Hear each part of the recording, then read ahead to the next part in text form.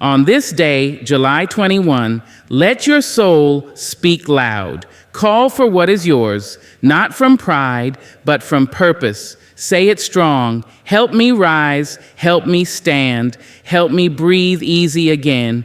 The heavens listen. The wind bends, and your breakthrough walks right in. July 21st stands not as just a day on the calendar, but as a summons, a spiritual moment carved into the rhythm of time.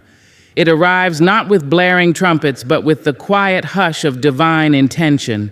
In a world that often moves too fast, too loud, too distracted, this date holds a different kind of vibration, a sacred urgency, an unspoken call that pulls something deep within the soul to pause, to listen, and to speak, not to the world, but to the heavens. There are days that pass like any other. You wake, you breathe, you survive, but then there are days that arrive like prophets. They do not ask permission to interrupt your despair. They knock on the soul's door, whispering, "This is your moment." July 21st is that kind of day, a spiritual threshold, a divine appointment where the veil between heaven and earth thins and the sacred becomes just a little more accessible. On this day, urgency doesn't come from fear. It comes from opportunity, the kind of opportunity that does not knock twice. In the hush of July 21st, your spirit may feel unsettled, not because something is wrong, but because something is ready. You've cried for relief. You've stretched thin between bills and broken promises. You've carried burdens so long they started to feel like skin. But this date, this moment, is not here to remind you of your suffering. It is here to remind you that you are not forgotten. There is an energy in the air, a holy current that says, ask, declare, speak. Not all urgencies are panicked. Some are quiet and deliberate. July 21st is not about frenzy. It is about faith moving fast. It is about aligning your voice with heaven's timing. Some blessings are always meant for you, but they require the right gate to open, the right door to be knocked upon. This date, this sacred appointment, is one of those gates. We have been taught to wait, to stay small, to live within our means, even if those means are barely enough to live. But July 21st does not call the passive. It calls the bold. Not with violence, but with dignity. The dignity to say, I deserve better.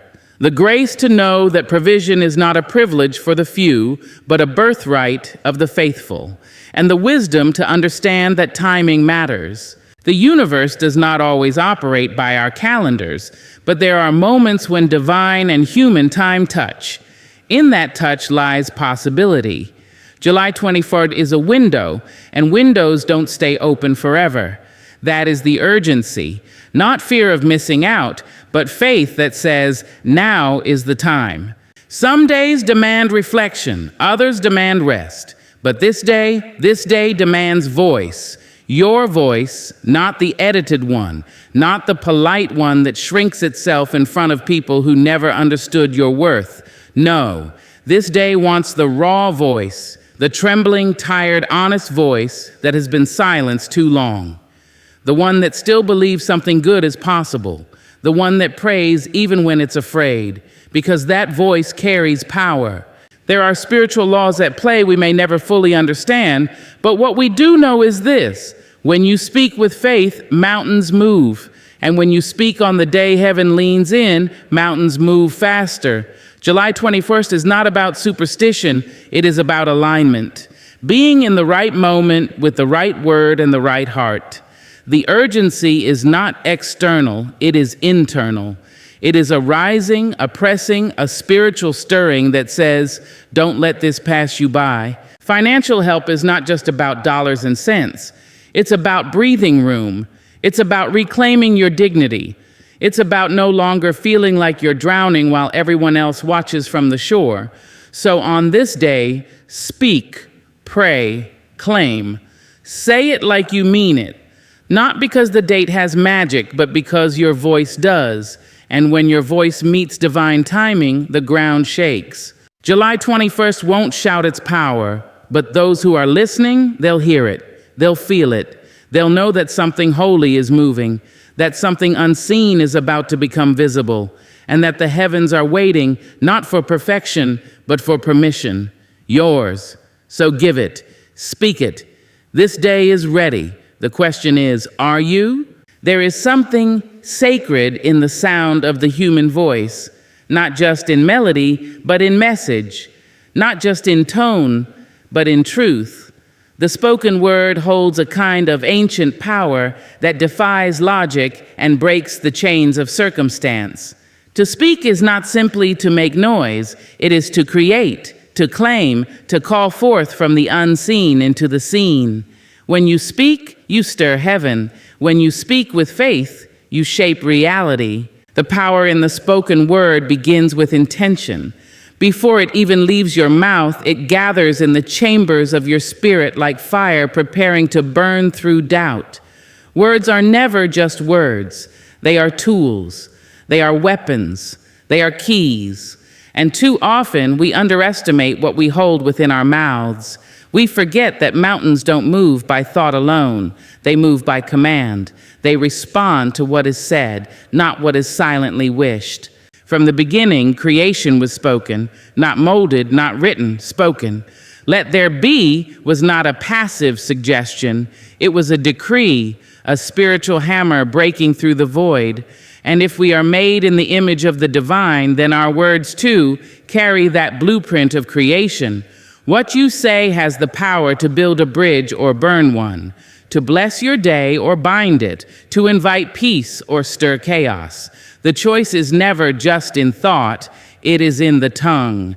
Prayer especially is where the spoken word finds its most sacred home. A silent prayer has strength, yes, but a spoken prayer, that's a declaration. That's you saying to the universe, I believe this enough to put voice behind it.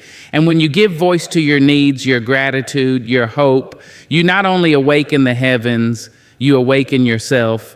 You step into agreement with a truth that has been waiting for your permission to come alive. The spoken word breaks isolation. When you speak your pain, it begins to loosen its grip. When you speak your dreams, they begin to take shape. When you speak your truth, the lies start to lose their hold. There is power in being heard, but there is even greater power in hearing yourself speak what you've been too afraid to admit.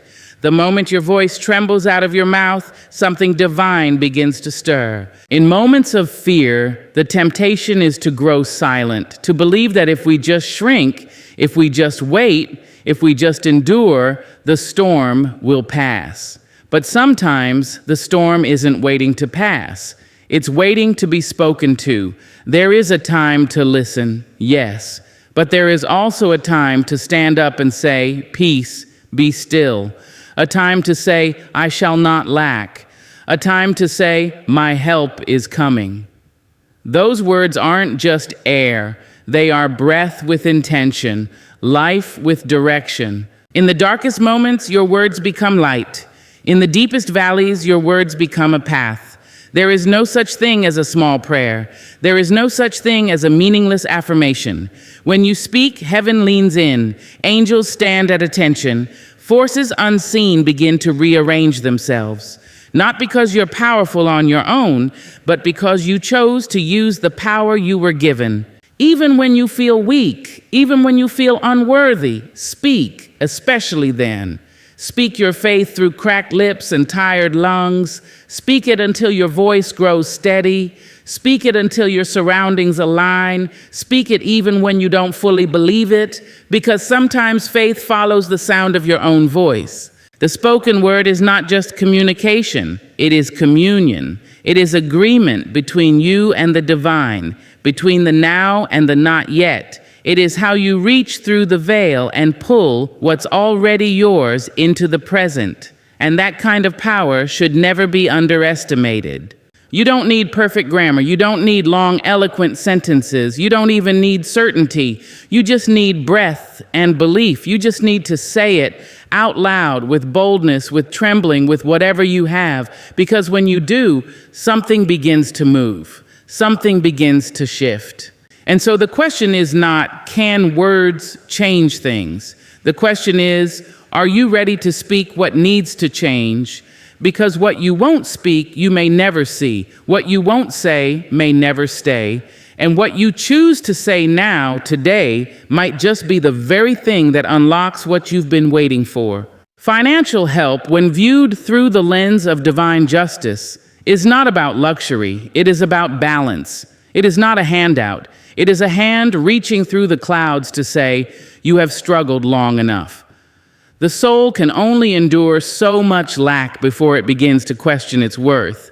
That's why divine justice shows up not only in spirit but in substance, in provision that makes dignity possible, in resources that restore hope.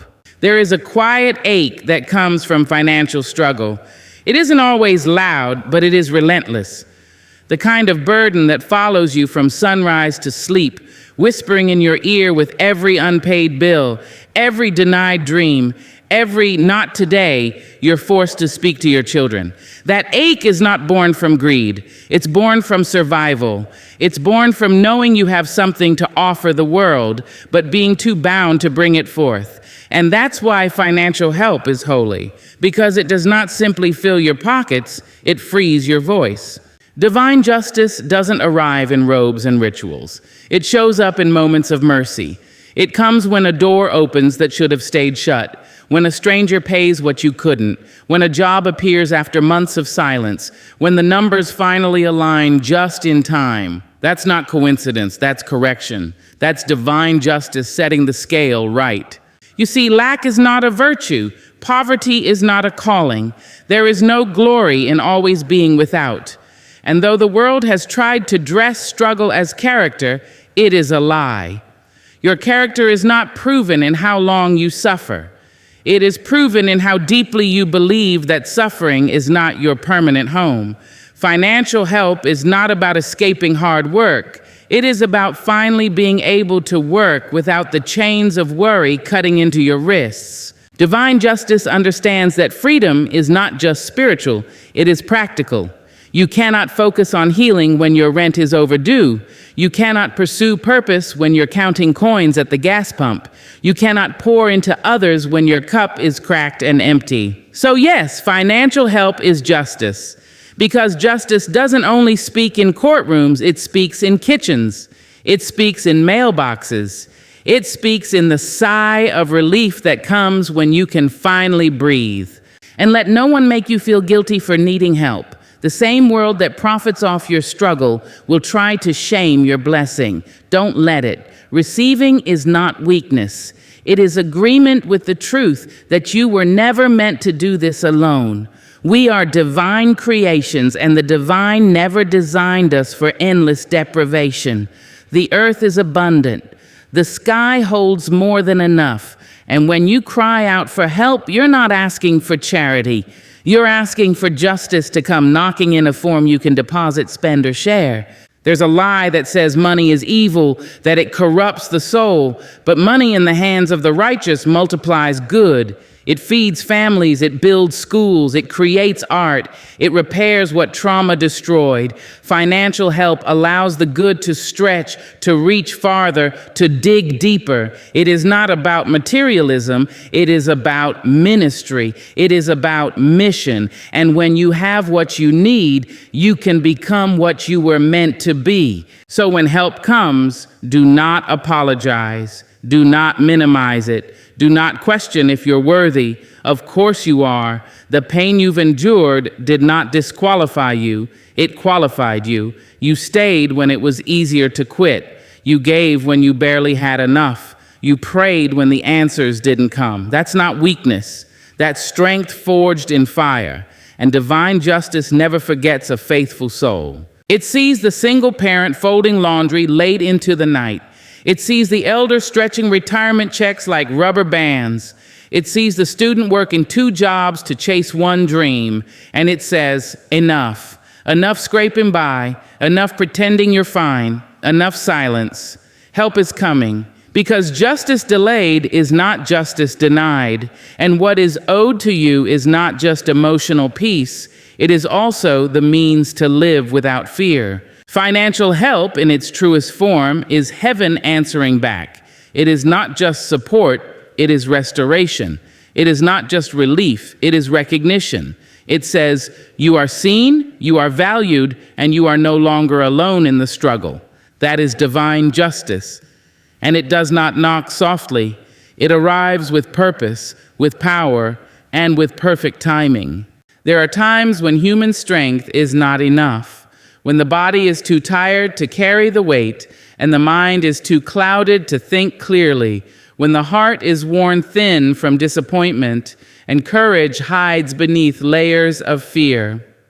In those moments, we are reminded of a truth deeper than reason, that there is power in calling on heavenly protection, a power that does not come from this world, but that moves through it like wind, unseen, unstoppable, and undeniable. To call on heavenly protection is not weakness. It is wisdom. It is the soul's way of saying, I cannot do this alone, and I was never meant to.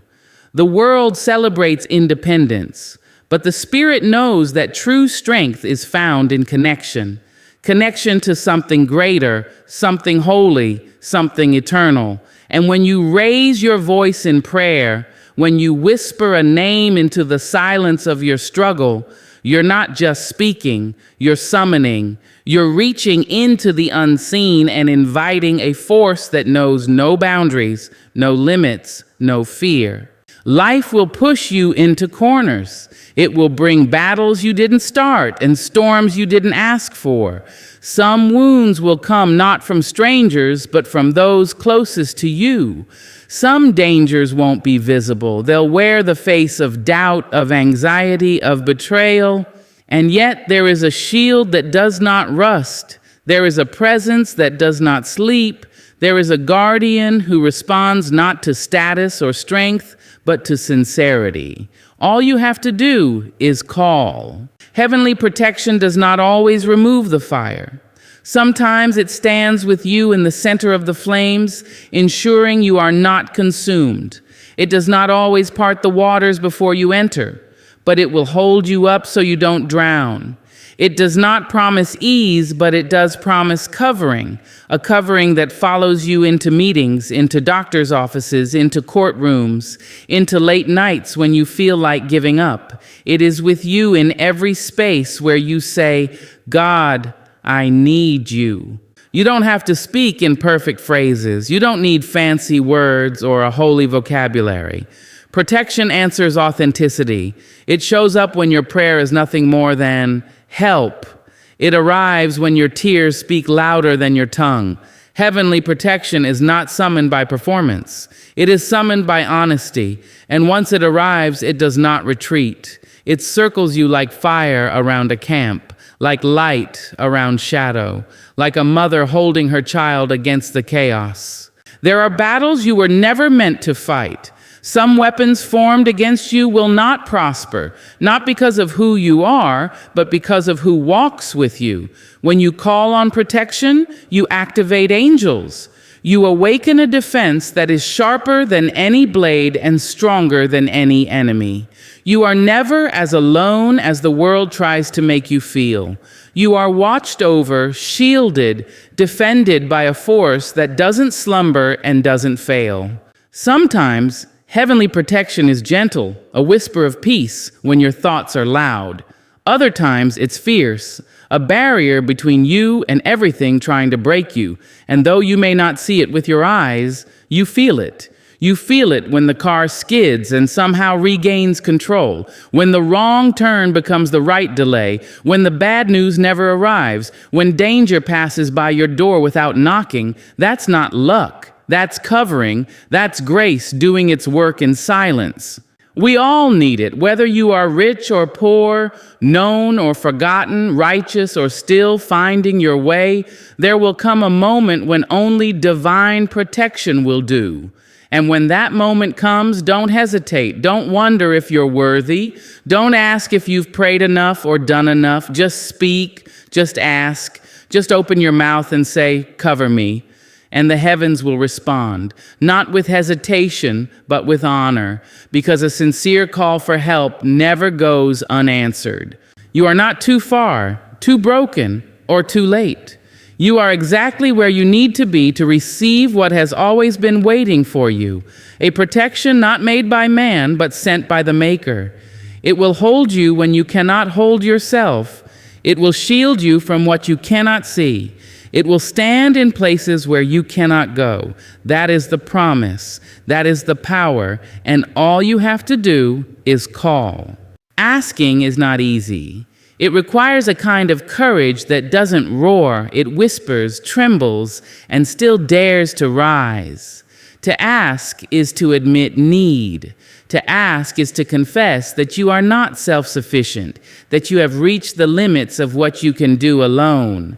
In a world that glorifies independence and celebrates strength without struggle, to ask, especially for help, feels like a rebellion, but it is a holy rebellion, one that reclaims your right to be human and your right to receive. There is a certain vulnerability in asking. It strips away the mask. It reveals the ache behind the smile. It uncovers the truth that we all carry wants, wounds, and wishes we cannot fulfill by our own might. And so many suffer in silence, not because they don't need help, but because they're afraid to ask for it. Pride and fear are twin thieves robbing people of blessings they were meant to hold. But asking isn't weakness. It is wisdom. It takes strength to say, I can't do this alone. It takes bravery to say, I need help. And it takes deep inner resolve to speak those words into a world that often tells us to toughen up, stay quiet, and pretend everything's fine. There is no shame in seeking. In fact, some of the strongest people are those who were unafraid to kneel and ask for what they needed most. In the realm of the Spirit, asking is not begging. It is not desperation. It is expectation. A faithful soul does not knock at heaven's door wondering if anyone will answer. A faithful soul knocks knowing someone is home.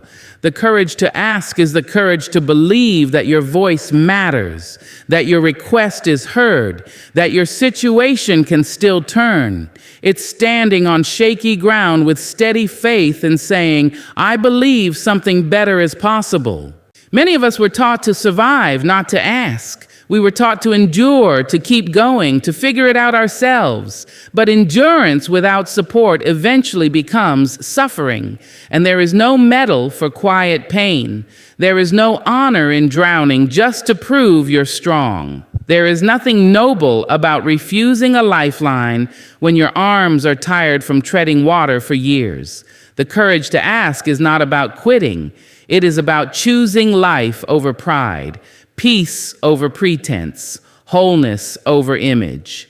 Asking, especially from the divine, is not about entitlement. It is about relationship. A child does not hesitate to ask a parent for what they need, not because they are greedy, but because they trust the love that provides. And so should we trust? Trust that we are not bothering God. Trust that our needs are seen and valid. Trust that what we ask for in faith, if aligned with our purpose, will be given in due time. There is power in a simple, honest ask. When you speak what you need into the world, when you name it, claim it, and release it with sincerity, something begins to move. The act of asking creates a shift. It humbles the ego. It opens the heart. It invites answers. And often, the ask is not just for the thing itself, but for what that thing represents: freedom, relief, clarity, direction, peace. To ask takes vision. You must be able to see beyond your current lack and imagine a life where that need is met. That vision becomes the fuel behind your words, the soul behind your prayer. And even if the answer doesn't come immediately, the act of asking has already done something holy within you. It has proven to your doubt that your hope is still alive. You will be told to stay quiet. You will be told that wanting more is selfish, that asking makes you look weak, that silence is stronger. But the truth is, silence doesn't always save you. Sometimes it buries you. Speak, ask, pray, declare, cry out if you must, whisper if you can't. But don't stay silent when your soul is in need. The very heavens respond not to silence, but to sound. And remember this, asking is the first step to receiving. The courage to ask creates room for miracles. It lays the foundation for breakthrough. It brings your needs out of the shadows and into the light where answers are born. So let your voice rise, even if it shakes. Let your spirit reach, even if it's tired. Because sometimes the very thing you are afraid to ask for is already waiting, ready to come home. There is a quiet kind of miracle that happens when burdens are lifted. It doesn't always come with lightning or thunder.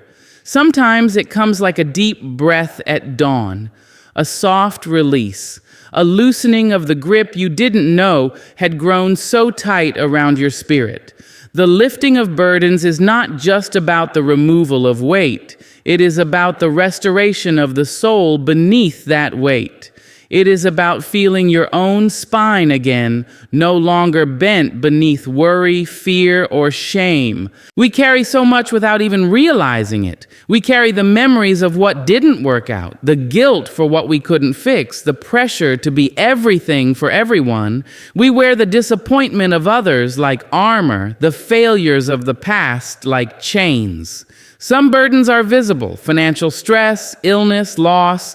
Others live in silence, the unspoken grief, the quiet desperation, the loneliness no one knows you're drowning in. And day by day, they pile on until your back begins to bend, until your smile becomes a mask, until survival replaces living. But burdens are not destiny. They are not identity. You were not born to carry pain as proof of worth. You were not created to endure endlessly without rest. And when you reach your limit, not in despair, but in surrender, something begins to shift. That moment when you finally say, "I can't carry this anymore," is not weakness. It's wisdom. It's the holy moment when the load begins to lift. The lifting of burdens is a sacred transaction. You lay down what was never meant to be yours forever, and in return, you receive what was always yours: peace, clarity, strength. It may not happen all at once. Sometimes the burden is lifted layer by layer, like winter thawing into spring. Other times it happens in an instant: a breakthrough, a word spoken in prayer, a shift in spirit. Either way, the result is the same. You feel lighter, freer, more yourself than you've been in a long time. There's a reason why ancient prayers speak of yokes being broken and weights being cast aside, because the divine knows we were never built to carry everything. We are vessels of light, not mules for trauma. We are meant to walk with grace, not stagger through each day beneath the debris of our past and present. And yet, for too long, we've believed that being strong means carrying it all. But true strength is found in knowing when to let go. There's a kind of holiness in release. In whispering through tired lips, "Take this from me." In opening your clenched fists and saying, "I trust you with this." That's what lifting looks like. Not pretending you're fine, but admitting you're not and believing that help is on the way. And often, it's not the help we expect. It might not be the exact solution we prayed for, but it is always what we need. Sometimes comfort, sometimes clarity, sometimes simply the peace to keep going. When burdens lift, even the world looks different.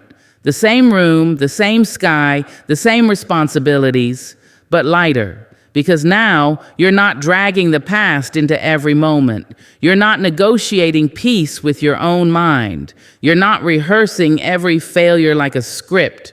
You're present. You're whole. You're breathing in air that no longer tastes like stress. And it's not just about you. When your burdens lift, you begin to lift others. Your peace becomes a shelter. Your clarity becomes a guide. Your lightness becomes contagious. You become a walking reminder that freedom is possible, that no matter how long you've been carrying something, it can still be laid down. Sometimes lifting happens through prayer, sometimes through people, sometimes through moments of divine silence that somehow say more than words ever could. The how doesn't matter as much as the that the lifting is real, that the help is near, that the weight will not win. You may not be able to name the burden, but your soul knows it. You may not know how to ask, but your spirit is already crying out. And the beautiful thing is, heaven hears that cry, always, even when it's soft, even when it's buried beneath fatigue and fear. The lifting is not a reward, it's a promise that you are not alone in what you carry, a promise that the heaviness you feel today is not the end of your story. There is freedom on the other side of surrender. There is space to breathe. There is joy not crushed under the weight of yesterday. So dare to let go. Dare to ask for release. Dare to believe that lightness can return, because it will. And when it does, you'll remember who you were before the burden ever arrived, and you'll rise. Hope is not just an emotion. It is a spiritual currency. It buys nothing material, yet it pays for everything that truly matters. Hope is the currency of the unseen, the invisible strength that allows you to keep walking when the road disappears, to keep breathing when the air is thick with fear, to keep praying when the silence feels endless. Hope does not need evidence to exist. It needs only belief, and that belief becomes its own kind of wealth. In the realm of the spirit, hope is what moves mountains before your hands ever touch them. It is what plants seeds in barren soil with the full expectation that something will grow. It is what lets you show up empty and still expect to be filled. The world measures value in coins, in status, in results. But heaven measures in hope. It listens for the heartbeat that refuses to give up, the voice that prays in whispers after the shouting has faded, the soul that still leans toward the light after years in shadow. Hope has weight. It carries something within it, something stronger than circumstance. It is not denial. It sees the wound, feels the lack, knows the odds, and still it rises. Hope is a rebel force. It goes against logic, against what the world says is final. When life says it's over, hope says, watch what happens next. That is its power. It doesn't erase reality. It transforms your relationship to it. It gives you the courage to act as though the answer is already on the way, even when you don't see the signs. There are days when hope feels small, like a flicker in a vast dark room. And yet, even a flicker can guide you. Even a flicker can survive the storm.